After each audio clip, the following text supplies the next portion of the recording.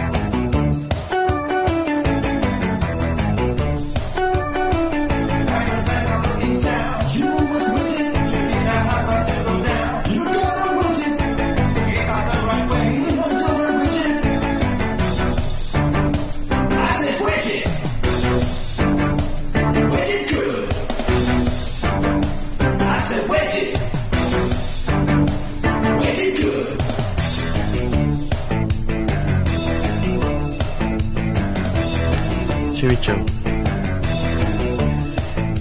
자, 저희도 원래는 이 사람들의 그 컨셉을 따라한 건 아니지만 재밌게 지내시죠. 일하면서 이렇게 재밌게 지내면 참 좋겠죠. 그래서 이런 보조기구에 대해서 학습하는 과정이 지금 이 수업입니다. 그래서 여기서 한번 차근차근히 한번 봐볼게요.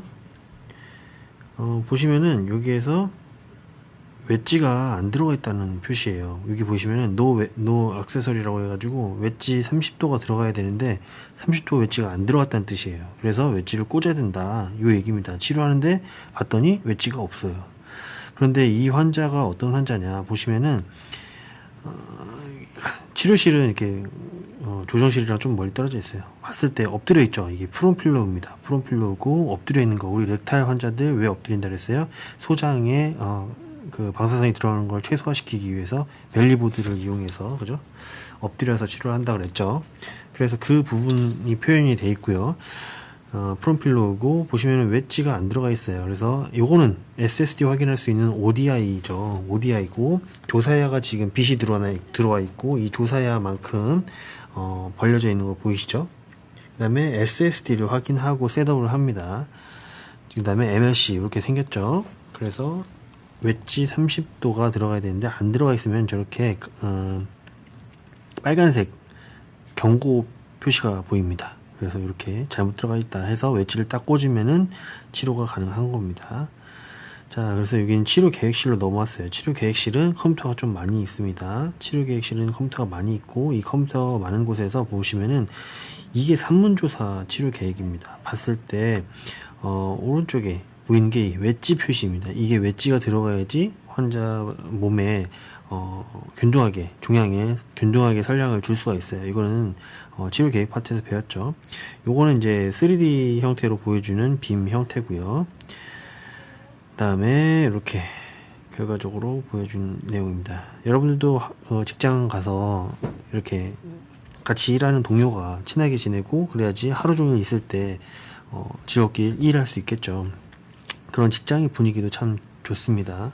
그렇기 때문에 이제 저희도 잘 지내려고 하고 서로 선생님들하고도 사이좋게 지내려고 노력하죠. 자, 그래서 보시면은 여기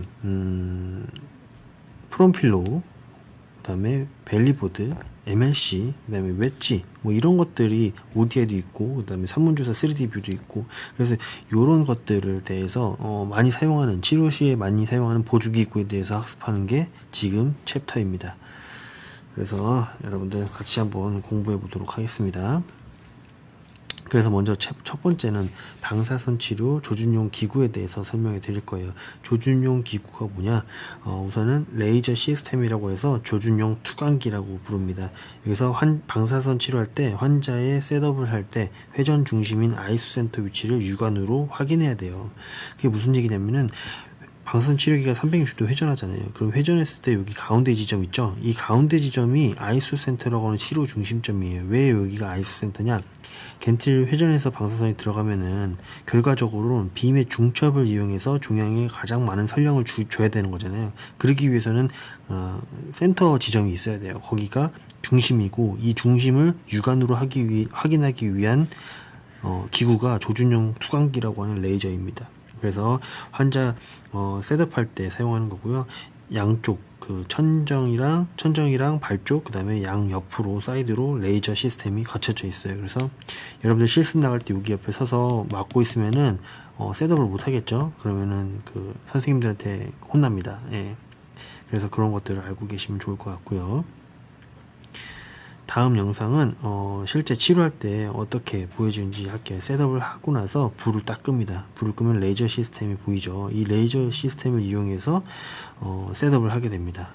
그래서 육안적으로 확인하기 위해서 이 레이저 시스템이 구비되어 있는 거죠.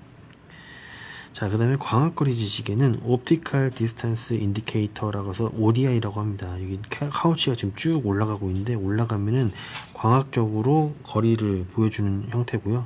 이렇게 빗으로 쏴서 환자와의 거리를 나타내주는 역할을 합니다. 그래서 중심선 속에서 조사야 광학 눈금과 중심 표시 십자선이 만나는 지점에 거리가 표시되어서 SSD, 정확한 소스에서부터 환자 표면까지의 거리, 아니면 혹은 그 QA 할 때 그 팬텀까지의 거리를 정확하게 알 수 있는 기구가 ODI입니다. 자, ODI는 어떻게 사용하는지 한번 치료실에서 어떻게 사용하는지 한번 볼게요. 치료실에서 사용할 때는 이렇게 환자 셋업을 하고 나서 마찬가지로 레이저 시스템에 확인하고 나서 ODI를 켜서 SSD가 정확한지 확인하는 겁니다. 일단은 레이저에도 맞추고 그 다음에 SSD를 키면은 두 가지 팩터를 확인하게 되는 거죠. 그래서 더 정밀하고 정확하게 셋업을 할 수가 있는 장점이 있습니다.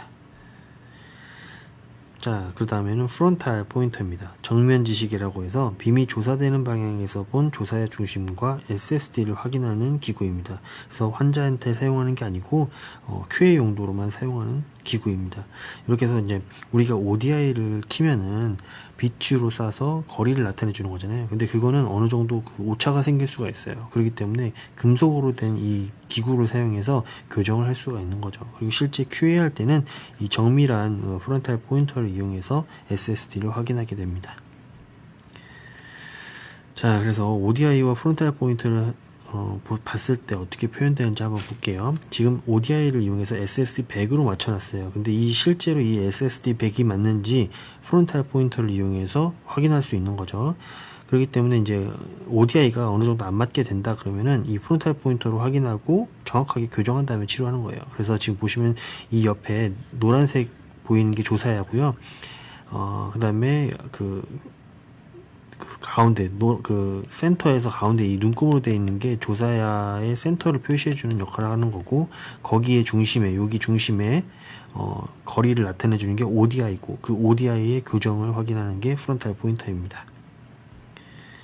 자, 그 다음에 전자선 치료용 콘은 이렇게 생겼어요. 그래서 여러분들 많이 봤겠지만 기계마다 회사마다 생긴 게 좀 달라요. 그래서 엘렉타는 이렇게 생겼고 베리아는 이렇게 생겼고, 그 다음에 지멘스는 이렇게 생겼었어요. 그래서 조사의 크기에 따라서 크기가 다른 콘을 사용합니다. 그 다음에 납합금 블록과 결합해서 사용하는데, 보시면 이렇게 납합금 블록을 콘의 아래쪽에 장착해서 실제 조사야를 만들어 준 다음에 치료하게 됩니다.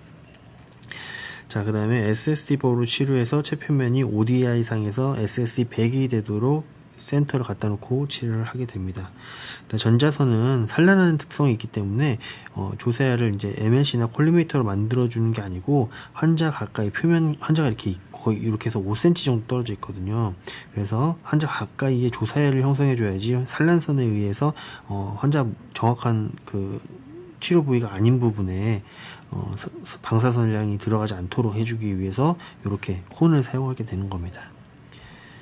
자, 그래서 콘은 어떻게 생겼는지 한번 볼게요. 이건 엘렉타 장비에서 이렇게 액세서리를 꼽는 데다가 장착을 탁 합니다. 그러면은 조사용 콘이 장착이 되고요. 환자 몸은 여기 요 정도에 위치하겠죠. 그래서 전자선 콘, 이거는 콘으로만 사용하는 거고, 콘 안에 차폐 블록을 따로 제작을 해서 삽입을 하게 됩니다. 그래서 이 조준용 기구 중에 일렉트론 콘이 어떻게 되는지 한번 영상을 통해서 확인하도록 하겠습니다. 영상 보시죠. 자, 선생님 아침 일찍인데 일렉트론 콘이 저희 병원에 있나요 지금요? 네. 한번 보여주세요. 고대 유물 같은 전자선 콘이 있습니다. 자, 저희가 리니에슬레이터가 없어가지고 실제로는 예전에 사용했던 거를 좀 보여드릴 필요가 좀 있습니다. 그래서 자, 토모에서는 전자선 치료를 안 하기 때문에 일렉트론 콘이 필요 없는데 저희가 여기 있네요. 자, 어이구 일렉트론 콘이 있네요. 잠깐 여기서 뭐 설명해 주실 거 있으시면 좋긴 한데 조용한 데로 가서 하시죠. 조용한 데로요? 네. 네, 좋습니다. 저 조용한 데는 신트실밖에 없네요. 네.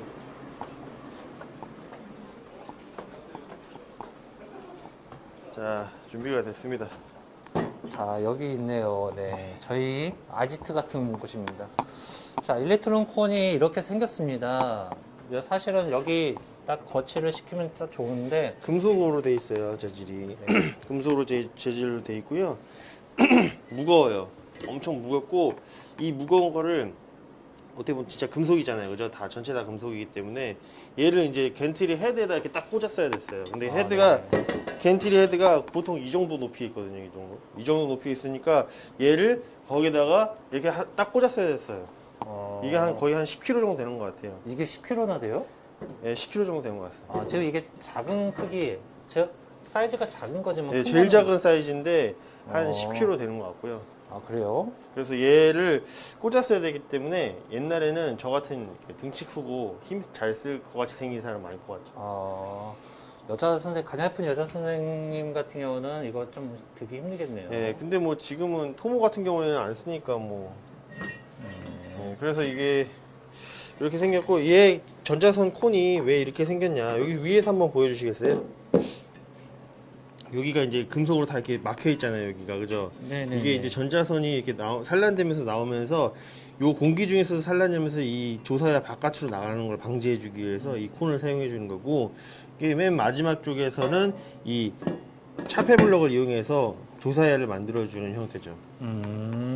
만약에 이거는 컷아웃 블럭이네요, 진짜 말 그대로. 네. 전자선용 컷아웃 블럭이고, 두께는 굉장히, 광자선 차폐물보다는 얇습니다. 얇고, 이렇게, 만들어진 거예요, 실제로. 만들어 놓은 게 아니라, 만든 겁니다. 이렇게, 저용융점 납합금이죠. 네. 세러밴드 납합금을 거치시켜가지고, 우리가 원하는 모양의 전자선 치료가 들어간다고 보시면 되는데. 그래서 실제로는 이 위치가 환자 몸에서 한 5cm 정도 떨어진 위치에 얘가 위치해요. 그래서 네.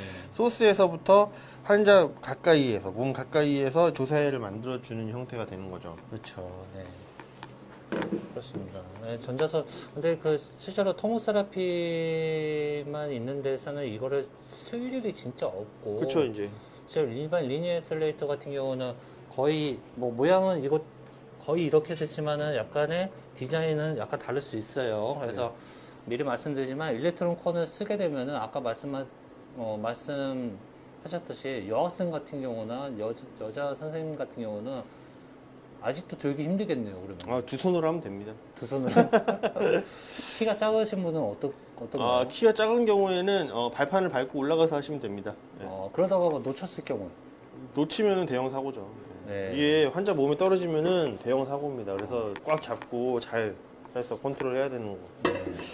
그래서 운동도 좀 필요하겠네요. 네, 뭐 옛날에는 뭐 이거 던져서 꽂았어요. 어? 던져서 꽂을 만한 건 아닌 것 같은데. 탁 던지면은 꽂혀 있죠. 아유, 그런, 한참 날아다닐 때는 그랬죠. 네. 군대에서 거짓말 같은 얘기를 하고 있네요. 그래서 겐트리 헤드에다가 이렇게 탁 던지면 딱 꽂히고. 자, 어쨌든 뭐 이게 제일 작은 사이즈라는 거를 말씀드리고, 요 위에는 다 이제 액세서리 마운트, 콜리메이션 액세서리 마운트에다 이렇게 접지를 시켜주면 자동으로 얘가 네. 인식을 하고요. 보면은 여기가 이제 그 홀더가 있어가지고 딱 꽂으면은 얘가 딱 잡아주는 거예요. 그래서 얘가 그냥 빠지지가 않아요. 그냥 빠지진 않는 네, 거예요. 그리고 여기 보면 이게 이제 이 콘의 사이즈를 알려주는 그 시스템인 거죠. 정보죠. 네, 그래서 딱 꽂으면은 자동으로 얘가 10 곱하기 10 콘을 꽂았구나 인식하고 여기가 딱 들어가면은 이게 그 안전장치가 됐다 되면은 그거에 대한 인터럽트 그것도 이제 인식을 하게 되는 거죠. 그렇죠. 이게 딱 꽂았는데 광자선이 나와버리면 큰일 나죠. 그렇죠. 뭐 그런 게 안 되도록 이 시스템이 잘 되어 있습니다. 네. 그리고 만약에 근데 이거는 시스템이 되어 있지는 않죠. 네, 사실 걔는 안 만약에 돼 있죠. 요거는 핸드메이드이기 때문에 만약에 요걸 사용해서 치료를 해야 되는데 이걸 까먹고 이거 얹어 있는 거 까먹고 이걸 사용했다.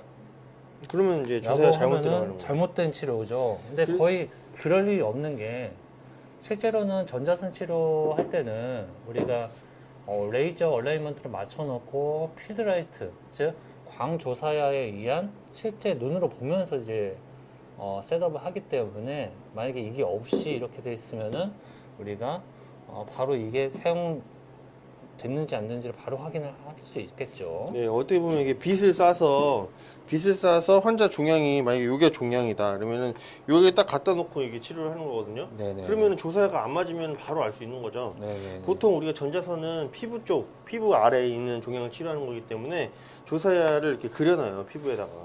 그려놓고 거기에다가 이제 딱 맞춰놓고 치료하는 방식이기 때문에 좀 걸릴 수가 있죠. 그렇죠. 이런 거는 뭐 당연히 걸을 수 있다라고 볼 수 그래서 있습니다. 이게 그래서 전자선 차폐 블럭이기도 한데 커스텀 블럭이기도 해요. 네. 그래서 환자 모양에 맞게끔 만들어서 하기 때문에 커스텀 블럭, 환자 맞춤형 블럭이라고 합니다. 환자 한 명 한 명마다 블럭이 하나하나씩 다르게 있다는 거를 예. 얘기해 주시는 거죠. 그래서 여러분들 이 위치도 중요한데 광자선의 경우에는 요 위치가 블럭이 있어야 돼요. 여기에 위치가 요 위치가 이제 액세서리를 꼽는 위치잖아요. 여기에 음영반을 꽂고 블럭이 여기 위에 위치하게 됩니다. 근데 전자선의 경우에는 요 아래 한참 아래쪽에 이제 위치하게 되는 거죠. 네. 그래서 이 위치 차이도 알고 계셔야 돼요. 위치 차이도 알고 있어야 네. 됩니다. 근데 여러분들 공부할 때는 왜가 되게 중요한데 왜를 알고 공부를 하시면은 이게 이해가 되는 건데 그냥 외우면은 안 된다는 거예요. 이게 왜 전자선 콘이 왜 이렇게 생겼냐? 아까도 말씀드렸지만 공기 중에서 산란하기 때문에 이렇게 된 거고 왜 차폐 블럭이 여기 있냐? 결국에는 환자 가까이에서 이 조사야를 만들어줘야지 환자한테 가기 전까지 또 산란이 발생하기 때문에 요 아래쪽에 위치하고 있다. 이것도 같이 이해를 하면서 공부를 하시면 참 좋을 것 같습니다. 그렇죠.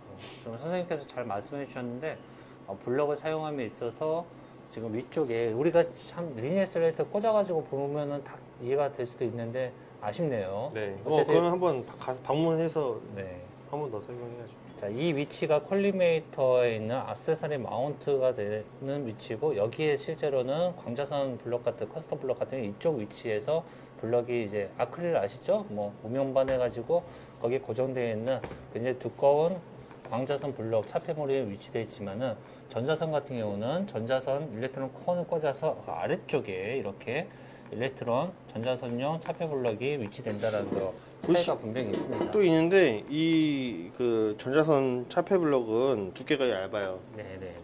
거의 한 1cm 정도 조금 넘는 것 같은데 요 두께로도 충분히 다 차폐가 됩니다. 보통 우리가 임상에서 사용하는 에너지는 6메가볼테이지에서 한 20메가볼테이지 메가 일렉트론 볼트 정도를 사용하거든요. 그러면 에너지의 2분의 1 미리 납으로도 차폐가 가능합니다. 그래서 보통은 이 정도 두께로도 다 차폐할 수가 있습니다. 그래서 순수납에 대한 두께지만 거기에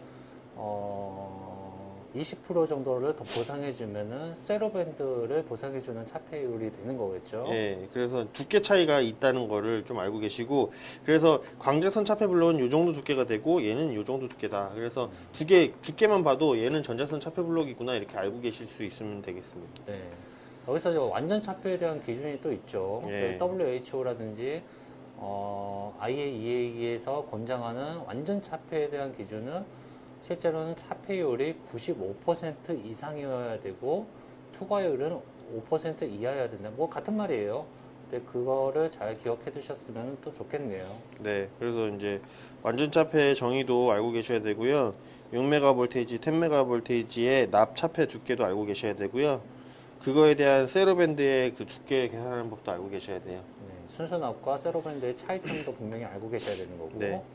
굉장히 많네요. 얘기하다 보니까. 네, 그래서 이제 완전 차폐는 우리가 보통 OHVA를 사용하거든요. 그게 이제 반 나눠보면은 3% 정도 되는 게 OHVL이 되는 거예요. 그래서 우리는 보통 차폐 블럭을 OHVL 기준으로 만듭니다. 여기서 HVA를 모르는 학생이 또 있을 수도 있겠네요. 네, 1차선의 강도를 반으로 줄이는 차폐체의 두께를 HVL이라고 하거든요. 반가층 얘기하는 거죠. 하프 밸류 네. 레이어. 그래서 네. 이걸 5번 줄이면은 오반가층이 되는 5반가층으로 해서 완전 차폐 정의의 조건에 맞춰서 차폐 블럭을 만든다는 거예요.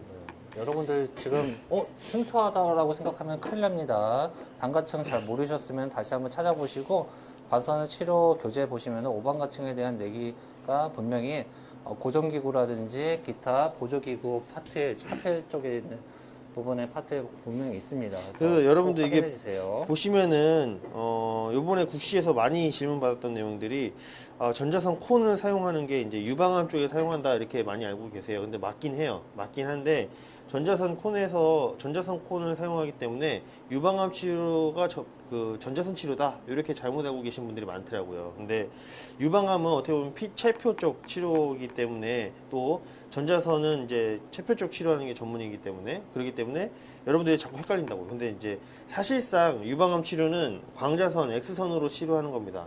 접선조사 이쪽 방향으로 한번 이쪽 방향으로 한번 해서 X선으로 유방 전체의 방사선을 주고 나서 종양이 원래 있었던 부위 있잖아요. 그 부위에 추가 조사를 하게 됩니다. 부스트라고 해서 그 원발 부위에만 전자선으로 추가 조사를 하는 거예요. 그러니까 접선 조사를 먼저 치료를 하고 나서 콘을 이용해서 유방 쪽에 원래 종양이 있었던 곳에서만 이런 방식으로 해서 추가 조사를 하는 거죠. 그러니까 유방암 접선 조사, 이문 조사는 광자선 치료가 아니다. 이렇게 잘 알고 계시면 좋을 것 같습니다. 유방 접선조사는 광선 치료가 아니다. 광자선 치료다. 예. 광자선 치료고 접선 조사를 추가로 접선 조사 하고 나서 원발 부위에만 전자선 추가 조사를 한다. 네, 이렇게. 네, 그렇습니다. 여러분들 잘 상기시켜 주시고 광자선과 전자선을 이제 순차적으로 치료한다라고 보시면 되고 유방암이 무조건 전자선만 치료하는 거 아니다라고 말씀을 드리겠습니다. 그리고 그래서 여러분들 공부할 때 꼭 이거를 단정적으로 공부를 하시면 안 돼요. 피부 표면은 무조건 전자선이다 이래가지고 유방암은 전자선 뭐 이런 식으로 공부하시면 안 된다는 거죠. 네, 여기서 학생들의 요약 정리집 같은 거 있잖아요. 네. 아니면 뭐 학교에서 배포되는 이제 학기별로 학생들끼리 배포되는 그거 뭐라 그러죠? 그 핵심 정리? 핵심 정리 그리고 뭐 족보? 네. 족보 같은 거 보시면은 요점 정리만 보시면은 단편적으로 알기 때문에 네. 이해를 한 다음에 그 요점 정리를 보셔야지 좀 더 학습 효과가 있겠죠. 네. 그래서 그거 말씀해 주시는 거고. 네. 어떻게 보면 이 정도 설명해드리면은 이 콘에 충분히. 대한 정리는 된 것 같습니다. 다만 좀 아쉽지만은 저희가 실제로 리니어 애슬레이터 꽂아가지고 필드라이트 광조사를 키면서 실제 보여드리는 건 좋겠지만은 저희가 자체적으로 참고되는 자료를 이제 다른 그 영상을 통해서 확인해 주시면 좋겠고요. 유튜브 같은데 이제 검색하시면은 일렉트론 콘에 대해서 외국 사람들이 많이 이렇게 올라온 것도 많이 있더라고요. 그래서 그거 참조하시면은 이 일렉트론 콘이 실제로는 어떤 식으로 사용되는지를 충분히 이해하실 수 있을 거라 생각됩니다. 자, 오늘 여기까지 할까요? 네. 네, 일렉트론 콘에 대해서 간편하게 리뷰를 해봤고, 실제로 저희가 리니어 애슬레이터를 가지고 있는 장비를 가지고 있는 병원에 방문하게 되면 좀 더 디테일하게 설명을 드리도록 하겠습니다. 하나 더 네. 하나 더 있습니다. 어떤 거요? 전자선 콘을 꽂고 나서 네. 얘는 기법이 SSD 기법입니다. SSD. 그쵸. 중요하죠. 스킨 쪽에다 맞춰서 하기 때문에 네. 소스 스킨 디스턴스를 맞춰서 치료하는 기법입니다. SAD 기법이라고 하면은 무조건 틀리는 거죠. 중심축이고 네. 그거는 중심축인데 얘는 회전 중심축이 아닌 환자 체표면을 기준으로 하는 방식이에요. 그래서 아이소 센터를 체표면에 갖다 놓고 치료하는 방식인 거죠. 여러분들 잘 기억해 두셔야 돼요. 전자선은 무조건 SSD법이다. 그리고 광자선 같은 경우는 기본적으로 STD, SAD법이지만은 SSD법도 사용할 수 네. 있다. 그래서 이 전자선 콘이 SSD 기법으로 해서 여기다 딱 SSD 100을 맞춰놓고 치료를 하잖아요, 그죠? 네. 얘가 만약에 회전 조사를 한다고 해보세요. 돌았어. 엉뚱한 데 치료 받는 거예요. 엉뚱한 데 치러받는 거죠. 이게 LCD가 안 된다는 거죠, 이게 이게. 갭이 생기는 거죠. 회전 조사, 이렇게 회전 조사하면은 엉뚱한 데 방사선이 들어간다는 거죠. 그러니까 얘는 SSD 기법으로 치료를 한다. 그렇게 하기도 힘들죠. 예. 만약에 그런 사진 같은 거라든지 영상 같은 게 있으면 그거는 거의 연구용이라고 보시면 되고, 그런 가능성에 대한 실험 연구라고 보시면 되겠어요. 실제 임상에서는 사용하지 않는다. 요거까지만 설명하면은 전자선 콘은 끝인 것 같습니다. 예. 네, 감사합니다. 오늘 설명 네, 감사드리고요. 감사합니다. 다음에 또 뵙겠습니다. 네. 아, 무거워. 자, 이번 차시에서는 차폐기구에 대해서 공부하도록 하겠습니다. 차폐기구에 의해서 쭉쭉쭉 계속 기구에 대해서 알아보도록 할게요. 자, 다음은 차폐기구에 대해서 알아보도록 하겠습니다. 차폐기구에서는 차폐블록, 예전에 만들었던 세로밴드를 이용해서 만들었던 차폐블록이 있어요. 여기에 어떻게 사용되는지 한번 볼게요. MLC가 사용되기 전에 방사선 치료 시 사용됐고요. 이렇게 세로밴드 이용해서 액세서리 마운트에다가 저렇게 꼽습니다. 그러면은 빔을 쏘면은 종양의 모양에 맞게 조사야가 형성이 되겠죠. 그래서 세기조절 방사선 치료하는 방식이 아니고 통짜 빔이 나간다고 보시면 됩니다. 그래서 치료 조사의 모양은 1차적으로 종양의 모양에 따라 결정되며 주변 중요한 장기의 내용 설량을 넣으면 안 되고 정상 조직의 피폭을 최소화하기 위해서 차폐블록을 사용하게 됩니다. 그러니까 우리가 예전에는 조사야를 다 맞출 수가 없었어요. 그렇기 때문에 이게 콜리메이터를 이용해서 조사를 맞추게 되면은 직사각형 또는 정사각형의 형태로밖에 못 만들어요. 그렇기 때문에 이 종양의 모양을 만들기 위해서는 차폐블럭이 필요한 거죠. 그래서 종양이 만약에 이렇게 생겼다 그러면은 차폐블럭을 이용해서 정밀하게 차폐를 해주는 방식이죠.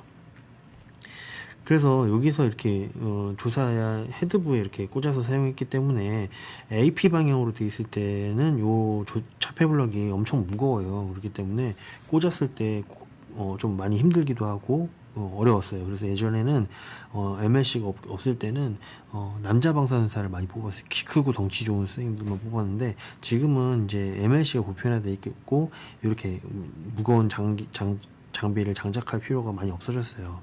기계가 많이 좋아져서. 그렇기 때문에 좀 많이 편안해졌다, 여자 선생님도 많이 들어오신다, 이렇게 알고 계시면 되겠습니다. 그래서 차폐블록을 어떻게 만드는지 한번 설명해 드릴게요. 보시면은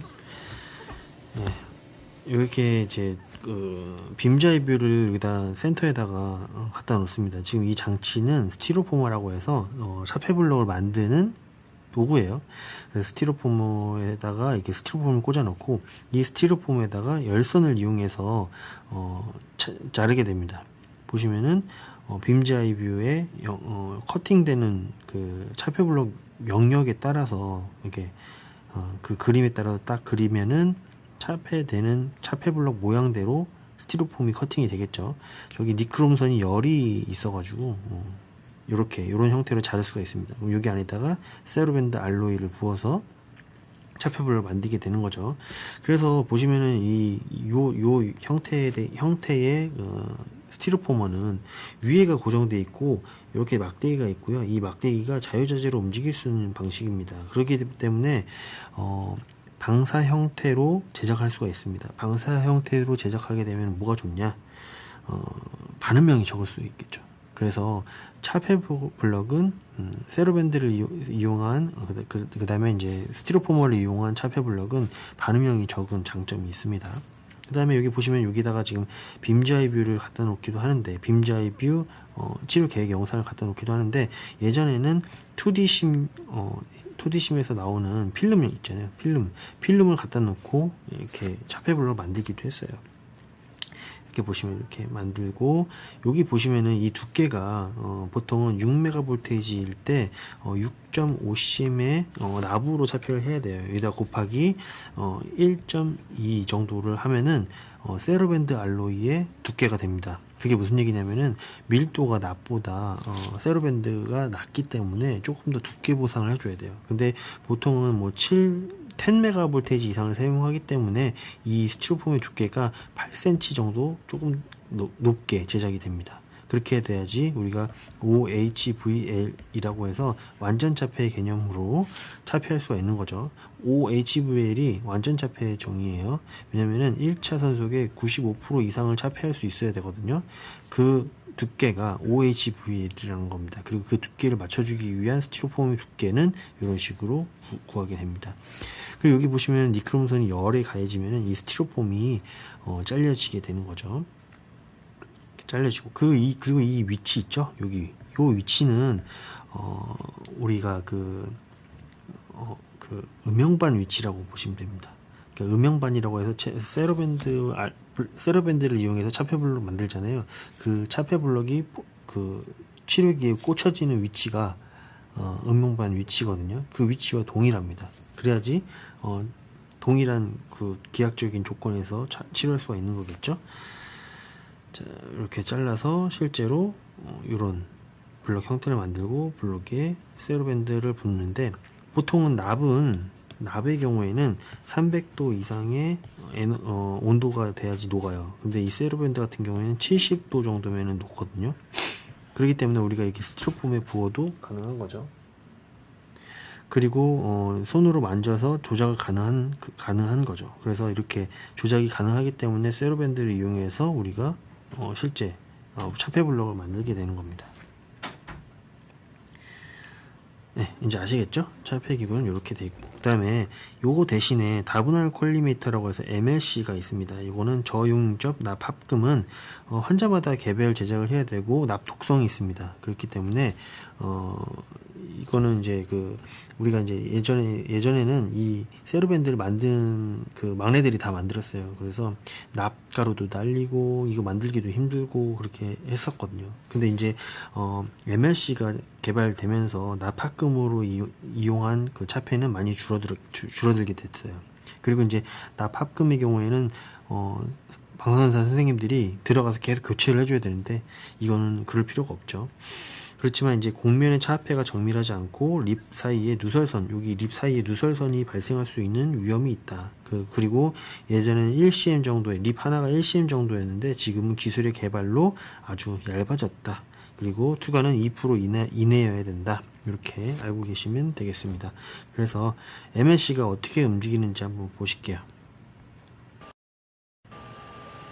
이런 식으로 립 하나하나가 따로따로 움직일 수가 있고요. 이렇게 움직이기 때문에 조사야를 우리가 구현해낼 수 있는 거겠죠. 그리고 이 MLC가 있기 때문에 IMRT 구현이 가능하게 되는 겁니다. 아주 좋은 장비죠. 왜냐면 이거 없으면 후임이 계속 들어가야 되거든요. 이 두께도 더 정밀하게 돼서 더 곡면을 정확하게 구현할 수 있습니다. 그게 무슨 얘기냐면은 곡면이 이렇게 MLC가 지금 이렇게 생겼잖아요. 그렇기 때문에 이런 곡면이 만들어지지가 않는다고요. 이런 식으로 MLC가 장착이 되기 때문에 무슨 얘기인지 아시겠죠? 근데 이 두께가 얇아지면은 이 곡면을 좀 더 정밀하게 만들 수 있겠죠? 무슨 얘기인지 아시겠죠? 예. MLC는 이런 식으로 움직이게 됩니다. 한번 더 보실까요? 네.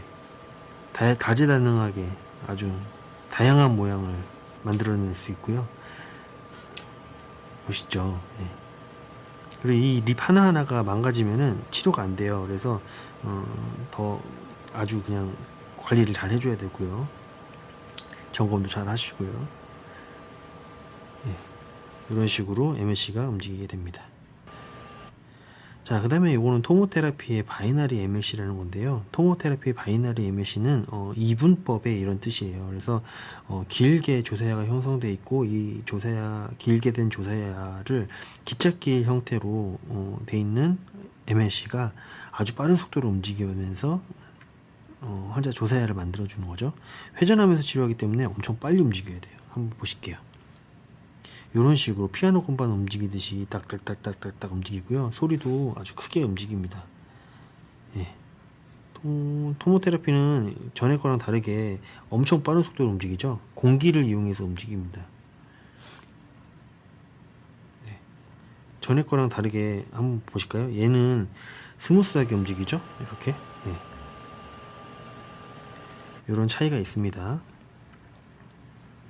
자, 여기까지 보시고 다음은 선량분포 변화기구에 대해서 설명해 드리도록 하겠습니다. 선량분포 변화기구에는 대표적으로 웨지 필터라는 게 있습니다. 쐐기 필터라고도 하고요. 종양 조직에 적합한 선량분포를 얻기 위해 사용한다. 이게 종양 조직에 적합한 선량분포예요. 그래서 종양에 균등한 선량을 주기 위해서 사용하는 거예요. 그러니까 종양에 균등한 선량을 주기 위해서 선량분포를 균등하지 않게 줘서 종양에 선량을 균등하게 준다. 이 얘기입니다. 결국에는 브레스트 접선조사나 고창자 산문조사에 사용합니다. 브레스트 접선조사는 왜 사용하냐면은 유방이 이렇게 그게 튀어나왔잖아요. 그죠? 그러면은 방사선이 이렇게 들어가고 이렇게 들어간다고 쳤을 때 아래쪽은 많은 조직을 통과해서 들어가야 되기 때문에 감략이 일어나요. 그러니까 여기는 선량이 상대적으로 적게 들어가겠죠. 그런데 이 부분은 어때요?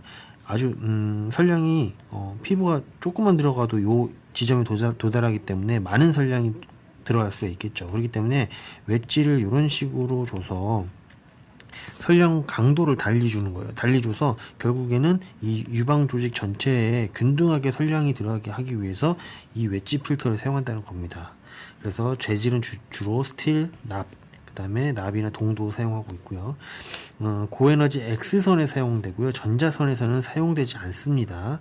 X선에서만 사용된다. 그 다음에 산란선 때문에 피부 보호 효과를 위해서 피부에서 15cm 이상 떨어뜨려져서 사용해야 된다. 그래서 액세서리 마운트에다가 장착을 하게 됩니다. 그 다음에 차폐 그 용도에 맞게 다양한 각도로 제작되어 있습니다. 그래서 이 선량분포 변화기구 중에 대표적인 변화기구 중에 쐐기 필터에 대해서 한번 영상을 보도록 하겠습니다. 자, 이번 시간에는 선량 변화기구 중에 하나인 여러분도 아시겠지만 선량 변화기구 중에 하나인 웨지 필터에 대해서 알아보도록 하겠습니다. 특히나 웨지 선량 변화기구 중에서 웨지 딱 하면은 피지컬한 웨지 그리고 하드웨어적인 웨지를 얘기합니다. 일반적인 거고 그 중에 하나가 지금 이렇게 보시는 바와 같이 피지컬한 웨지 필터라고 보시면 되겠습니다. 자, 예전에는 피지컬이라는 단어를 잘 안 썼는데 이게 왜 그러냐, 여러분들 뭐 아시겠지만 버추얼 웨지라는 것도 또 있기 때문에 지금은 좀 더 구분해서 기억해 두셔야 될 것 같고요. 일단은 웨지 필터, 피지컬한 웨지 필터에 대해서 한번 알아보도록 하겠습니다. 선생님, 지금 김대건 선생님, 여기 웨지 필터가 지금 종류가 이렇게 몇 가지 정도가 있나요, 보통? 4가지 있습니다. 4가지 있습니까? 여기서부터 지금 이게 몇 도인지 한번. 이게 15도 웨지, 15도 웨지, 얘는 30도, 45도, 60도 웨지. 60도 웨지. 자, 웨지가 보시면은 이렇게 각도가 이렇게 쭉 아시겠죠? 딱 보시는 바와 같이 15도부터 해가지고 각도가 이렇게 있습니다. 혹시 웨지 앵글이라는 게 우리 몇 도 각도면은 내각을 이걸 얘기하는 건가요? 이걸 이렇게? 얘기하는 건 아니고요. 얘는 이제 선량분포를 여기 이렇게 아니. 아닌가요? 예. 네. 이게 정확하게 30도가 웨지는 아니에요. 여기 딱 30도 아닌가요, 이게? 네. 그러니까 이제 실제로 우리가 빔을 쐈을 때, 네. 30도 그 등선량분포 곡선의 10cm 깊이에서 그 각을 30도로 맞춰줄 수 있는 웨지가 30도 웨지라는 거죠. 여기서 이게 실제로 지금 보시면은 여기도 각이 달라요. 네네네. 각이 다르고 네. 다르게 제작돼 있어요. 그래서 네.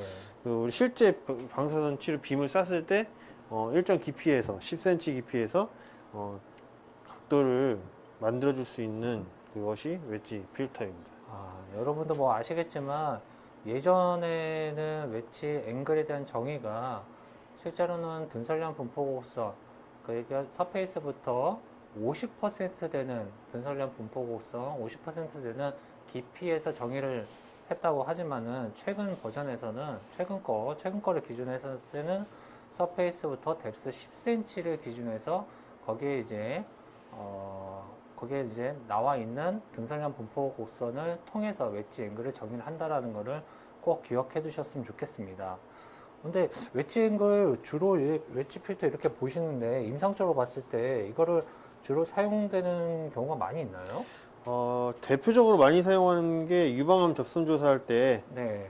양방향에서 한번 사용해 줍니다. 이렇게 사용하고 네네. 반대쪽은 이렇게 사용해 주십니다. 그래서 접선 조사했을 때. 네. 아, 이게 왜 그러냐면은 또 이렇게 네모난 곳에다가 방사선이 이렇게 들어가는 게 아니고 네. 굴곡진 곳에 방사선이 이렇게 들어가니까 네. 유방암 같은 경우에는 요 그 맨 위쪽에 피부 표면이 별로 없는 위치에 있을 때 아, 네. 그 부분에서는 이제 선량이 과도하게 들어가게 되는 거죠. 자, 뭐, 비유할 수는 없겠지만, 뭐 이걸, 이런 거로 이런 건 좀 그런가요? 그 유방이라고 하면은, 요거 이렇게, 네, 이렇게 이렇게 있으면은 코어가 돼 있으면. 방사선이 이렇게 들어갔다 네. 그러면은 여기는 뎁스가 얇기 때문에 고설량 영역이 들어가는 거죠. 이쪽 네, 이쪽 그렇죠, 부분은. 그렇죠. 그냥 웨지 필터를 안 썼을 경우에. 네, 그렇기 때문에 그리고 상대적으로 이쪽 부분은 네. 깊이 들어가기 때문에 감약이 많이 돼서 여기가 설량이 적게 들어가고 네. 여기에는 고설량이 들어가게 됩니다. 그렇기 때문에 이 설량 분포를 정확하게 균등하게 맞춰주기 위해서 유방암 쪽에 설량 분포를 균등하게 맞춰주기 위해서 이런 식의 두께가 여기가 두껍고 여긴 얇은 형태의 이렇게 웨지를 되겠네요. 사용하는 거죠. 이렇게 네. 되고 마지막에 반대쪽에서도 이렇게 이렇게. 대칭적으로 해야지 위쪽에는 설량이 감약되고 아래쪽에는 상대적으로 균등한 설량이 분포된다는 거 우리가 확인할 수 있겠네요. 그래서 그 어떻게 보면 웨지 필터의 그 목적이 종양 조직에 균등한 설량을 주는 것이 목적입니다. 네. 중요한 목적을 네. 얘기하시는. 그러니까 이게 목적이 뭐 피부 설량을 많이 주기 위해서 사용한다. 아니면은 뭐 여러 가지 목적이 있을 수도 있는데 이런 목적들은 틀린 거고요. 어떻게 보면 웨지 필터의 제일 정확한 목적은 종양 조직에 균등한 설량을 주기 위해서 사용한다. 이게 제일 중요한 내용이죠. 네, 여러분도 잘 기억해 두셔야 되겠지만 선생님도 말씀 잘 해주셨는데 목적은 균등한 설량이고 디테일한 부분 뭐 피부 설량, 감쇄라든지 기타 어떻게 되는 거는 세부적인 내용이기 때문에 목적은 명확하게 균등한 설량 분포를 위한 설량 변화 기구 중에 하나라고 꼭 기억해 두셨으면 좋겠고요. 자, 선생님 여기 웨지 필터 그러면은 보통 유방암 치료했을 때 접선조사 이렇게 하는데 유방이 작은 경우, 그러니까 크기가 작은 경우, 큰 경우에 따라서 이거 나눠서 이렇게 선택할 수가 있겠네요. 그렇죠. 만약에 그 굴곡이 크게 돼 있으면 좀 더 네네. 큰 감약에 의해서 각도를 사용해 줘야 되죠. 그래서 큰 이제 각도로. 치료 계획을 하면서 설량 분포를 보고 그 설량 분포가 만약에 적합하지 않다 이러면 웨지 각을 달리해서 네. 사용하게 됩니다. 네. 뭐 여러분들 잘 아시겠지만 여기서 이제 치료 계획 잠깐 언급하자면은 만약에 브레스트가 이렇게 있다 그러면 두께에 따라서 15도 웨지를 쓸 거냐 30도 웨지를 쓸 거냐 그러면은 이 A 케이스, B 케이스를 플랜 두 개를 가지고 우리가 비교를 할 수 있겠죠. 네, 그렇죠. 네, 그렇죠. 그렇게 되면은 이거는 A 케이스도 해보고 B 케이스도 해보고 여러 가지 방법에 의해서 제일 좋은 치료 계획을 한다. 즉 다시 얘기하면은 포워드 플래닝, 순방향 치료 계획이다라고 이제 잠깐 네. 언급을 했고요. 자, 웨지 필터를 쓸 때 우리가 기준이 되는 게 또 있어요. 웨지 앵글을 쓰는 이제 포지션 있잖아요. 위치를. 우리가 웨지 앵글 이렇게 있으면은 만약에 밑에서 봤을 때 이렇게 썼다. 이런 식으로. 대양 이문조사에서 웨지 앵글을 두꺼운 게 아니라 비대칭으로 쓸 수 있나요? 비대칭으로? 그렇게는 안 쓰죠. 여기 네. 비대칭으로 쓴다는 얘기는 두꺼운 거와 얇은 거 이제 서로 거울 보듯이 이렇게 하는 게 아니라 거울에 비치듯이 두꺼운 거는 두꺼운 거, 얇은 건 얇은 거. 맞나요? 제가 두꺼운 얘기한 게? 쪽이 마주치도록 보통은 설계돼 있습니다. 예를 들어 그게 무슨 얘기냐면은 두꺼운 쪽이 이렇게 돼 있다. 이런 식으로 웨지를 하나 썼다. 네. 이 방향으로 비밀 나가게 썼다. 네. 그러면 반대쪽도 마찬가지로 두꺼운 쪽이 가까이 되도록 설정합니다. 만약에 그렇지 않고 직각 방향이면 어떻게 해야 되죠? 직각 방향에도 마찬가지죠. 직각 방향에도 이런 식으로 웨지를 쓰고 요 방향에서 써주는 거죠. 예, 중요합니다. 두꺼운 왜냐면- 것이 가까이 가도록 설정합니다. 이게 이해를 하시게 될 거예요. 만약에 상상을 해서 문제를 풀면은 만약 종양이 이렇게 있다, 종양이 여기에 있어요. 그러면은 방사선이 요 방향과 이 방향으로 들어갔다고 하면은 결국에는 이쪽 방향이 이쪽이 얇기 때문에 이쪽을 네네네. 두껍게 감약을 시켜줘야 되는 부분이거든요. 네네네. 이렇게 들어가고 이렇게 들어갔다 하면은 여기 영역이 고설량 영역이 생기거든요. 네네네, 그렇기 때문에 웨지 두꺼운 방향이 이쪽에 가 있어야 되고 여기에서는 여기에 가 있어야 되겠죠. 그게 바로 이렇게 설정하는 것과 이렇게 설정하는 거죠. 결국에는 두꺼운 게 이쪽 방향을 가도록 만들어지는 거죠. 얘기만 들어서는 좀 이해를 못할 수도 있어가지고 나중에 치료 계획 파트에서 웨지 필터를 만약에 그 대칭으로 마주보지 않았을 경우와 했을 경우에 한번 등선형 분포를 비교하는 것도 보여드릴게요. 그다음에 그것도 얘 괜찮겠네요. 그 재질은 스틸, 그다음에 납 뭐 이런 재질로 돼 있어요. 금속으로 돼 있기 때문에 그 여기를 투과한 방사선이 산란선이 발생할 수가 있습니다. 그래서 환자한테 15cm 이상 띄워놓은 상태로 설정해야 돼요. 근데 무조건 띄워져 있긴 하죠. 웬만해서는 띄워져 있죠. 그래서 그래서 그 산란선이 발생할 수 있다. 15cm 이상, 굉장히 중요하죠. 네. 그 피부 보호 효과라고 해서 스킨 스페어링 이펙트를 고려를 해야 되는 게 있겠죠. 근데 얘를 가지고 굳이 뭐 스킨 스페어링을 막 논할 필요는 없어요. 그런데 문제에서는 자꾸 그런 문제가 나와서 좀 그러긴 한데, 사실 이론적인 네. 부분도 좀 알고 있어야지 왜 띄워져 있는지가 네. 이해가 되는 거죠. 그리고 얘가 금속 재질로 돼 있기 때문에 우리가 목적했던 선량을 줘도 네. 감약이 돼서 나오잖아요. 네네. 그래서 평소에 줬던 선량보다 더 많은 선량을 줘야 돼요. M6 값을 더 많이 설정해 줘야 돼요. 많이 그래서 설정해 줘야 되네요. 네, 더 많이 줘야지 목적한 선량이 들어가겠죠. 이걸 안 썼을 때보다. 그렇죠, 그렇죠. 그렇기 때문에 치료 시간이 더 길어지고 M류가 더 커지는.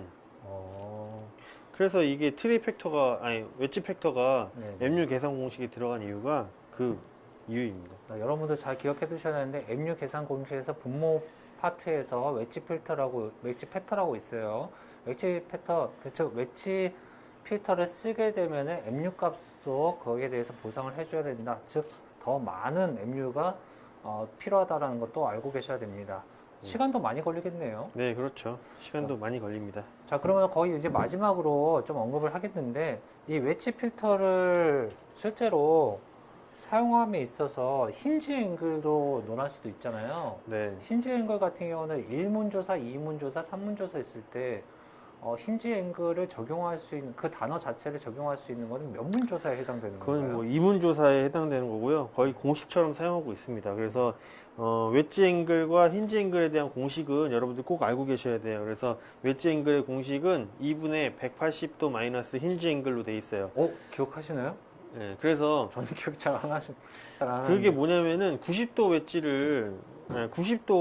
웨지 앵글 사용한다고 하면은 90도 웨지 앵글 사용했을 때 힌지 앵글이 몇이어야 되냐 그런 공식이거든요. 사실 90도짜리는 없죠. 그렇죠. 아니 90도 각을 사용했을 때 예를 들면은 맞다. 이빔과 이빔을 그게 사용했을 힌지 때 앵글이죠. 힌지 앵글은 이 각의 개념이에요. 네. 만약에 0도와 90도 빔을 쐈다. 이렇게 빔을 쐈는데 이문조사. 이문조사 이렇게 쐈어요. 이렇게 이 방향으로 방사선을 줬는데 웨지를 몇 도를 쓸 거냐. 네네. 그 공식이거든요. 그러면 힌지 앵글이 90도가 되는 거예요. 자, 여러분들 이론적으로 꼭 아셔야 되는 게 아까도 선생님께서 직각 이문조사 했을 때 제일 최적화되고 제일 좋은 산량 분포를 얻어낼 수 있는 웨지 앵글을 찾아내는 겁니다.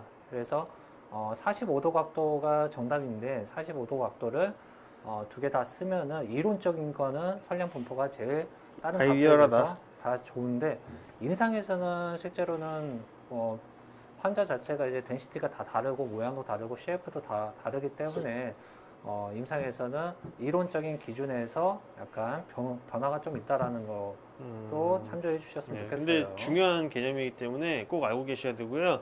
작년에도 나왔고요. 올해 국시에 나오지 않았어요? 올해도 나왔고요. 그래서 국시에 중요한 개념이기 실기문제에서 때문에 나왔던 꼭 것 알고 같은데? 계셔야 됩니다.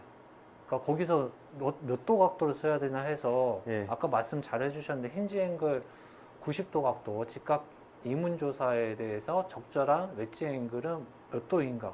이거 나왔어요. 네, 45도. 45도가 정답인 걸로 네. 확인이 됐습니다.